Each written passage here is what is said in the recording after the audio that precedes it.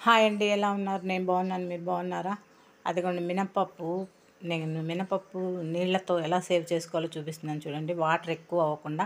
ఇప్పుడు నీళ్ళు కొంచెం నీళ్ళతోనే మనం జాగ్రత్తగా కడుక్కోవచ్చండి. ఒక గిన్నె వాటర్‌తోనే అదిగో అలా నీళ్లు పోసి బాగా పిసికేసామనుకోండి మినపప్పు. అదిగోండి అట్లా తీస్తే పొట్టు పైకొచ్చేసిద్ది. చక్కగా నీళ్ళు సేవ్ అవుతాయన్నమాట. ఎందుకంటే నీళ్ళు ఎక్కువ వృధా చేయకూడదు కదండీ. మామూలుగా అయితే కొంతమంది వంపేస్తుంటారు. కానీ అసలు ఇప్పుడు పప్పు వాడేవాళ్ళే లేరు. మినపప్పులు చాలా మంచిదండి. మినప గుండ్లు కంటే పప్పు మనకు ఒక 10 నిమిషాలు కేటాయిస్తే పప్పు కడుక్కోవచ్చు. దీనిలో ఫైబర్ ఉంటది. మనం పీచు పదార్థాలు తినాలి కాబట్టి ఇవే వాడుకోవాలి. మినపప్పు ఆరోగ్యానికి చాలా మంచిది. అసలు గారెలైనా, ఇడ్లీ అయినా దీంతోనే బావుంటది. ఇప్పుడు మనం ఏంది ఇది కడగటానికి టైం పడుతుందని, ఈజీగా అయిపోతుందని మినపగుండ్లు వాడుతున్నాము. ఖచ్చితంగా పప్పు వాడండి, చాలా మంచిది. అది ఉండాలా నీళ్ళు సేవ్ చేసుకోవచ్చు. చూడండి చక్కగా వాటర్లో అలా అంటే బాగా కలిపేసి అట్లా పైకంటే పొట్టంతా వస్తుంది. 10 నిమిషాల్లో అయిపోద్ది కడగటం. ఈజీగా కడుక్కోవచ్చు.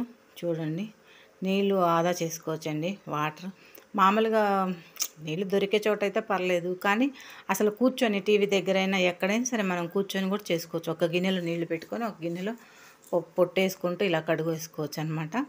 చక్కగా అదిగోండి ఇంకా లాస్ట్కి 2 వంపులు వంపుకుంటే సరిపోతుంది.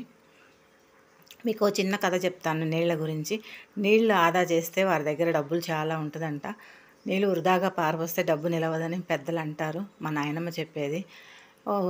ఒక ఊర్లో రామయ్య, సోమయ్య అని ఉండేవాళ్ళంట. రామయ్య ఉన్న దానిలోనే సర్దుకుంటాడు. సోమయ్య చాలా గొప్ప మనిషి, ఉన్నోడు. తన దగ్గర చాలా డబ్బులుంటాయి.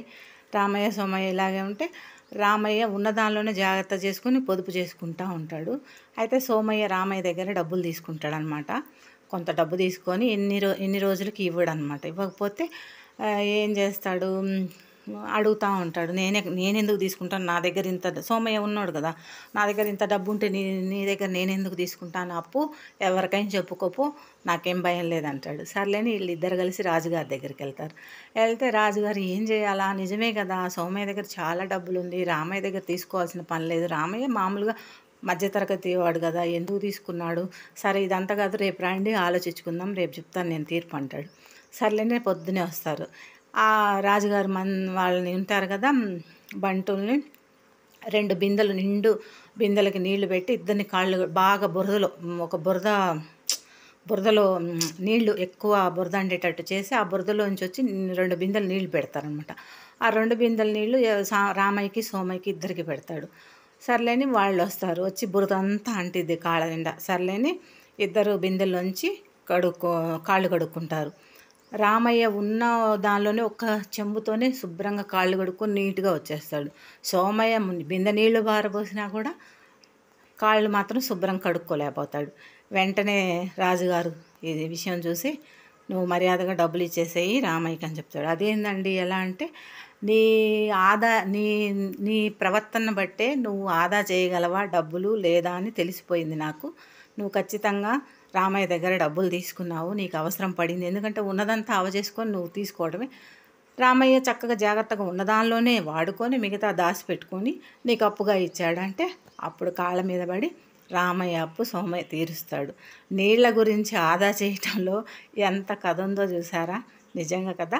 అదిగోండి అలా తీసుకొని పొట్టు పక్కన పెట్టేసుకొని లాస్ట్కి 4 వంపులు వంపేసుకుంటే శుభ్రంగా అదిగోండి అలా గిన్నెలకు తీసుకొని వంపేస్తే సరిపోయిద్దండి. ఎక్కువ వాటర్ పట్టదు. వాటర్ ఆదా చేసుకోవడం అని కాదు, ఈజీగా కూడా కడుక్కోవచ్చు మనం. 2 విధాలా మంచిదే కదా. అదిగోండి పప్పు చాలా మంచిదండి. ఈ పప్పు ఇడ్లీ బాగుంటుంది. నేను ఎక్కువ ఇవే వాడతాను. మీకు అంతకుముందు కూడా చెప్పాను వీడియోలో, షార్ట్లో, ఫుల్ వీడియోలో కూడా చూపిస్తున్నాను. అదిగోండి అలా ఇంకా 2 వంపులు వంపేసుకుంటే సరిపోతుంది, ఈజీగా అయిపోతుంది. చక్కగా పొట్టు వచ్చేసిద్ది. దీంతో గారెలు కూడా చాలా బాగుంటాయి, మెత్తగా ఉంటాయి. ఇడ్లీలు బాగుంటాయి. నాకెందుకో గుండ్లో పప్పు అంతగా ఇష్టపడనండి నేను. గారెలు కూడా నాకెందుకు గట్టిగా ఉన్నట్టుంటాయి. ఇప్పుడు ఏంటంటే మనం టైం పడుతుంది ఈ పప్పు కడగటానికని ఈజీగా అయిపోయే చూసుకుంటున్నాము. అదిగోండి చూడండి మంచిగా వచ్చేసింది, తెల్లగా గ్రైండ్ చేసుకుంటే సరిపోద్ది. ఈ పిండి కూడా బురుసు ఎక్కువ వచ్చిద్దండి, పిండి మినపప్పుకి చాలా బాగుంటుంది. మీరు కూడా ఇదే ట్రై చేయండి. ప్లీజ్ సబ్స్క్రైబ్ చేయండి, లైక్ చేయండి, షేర్ చేయండి. ఓకేనండి.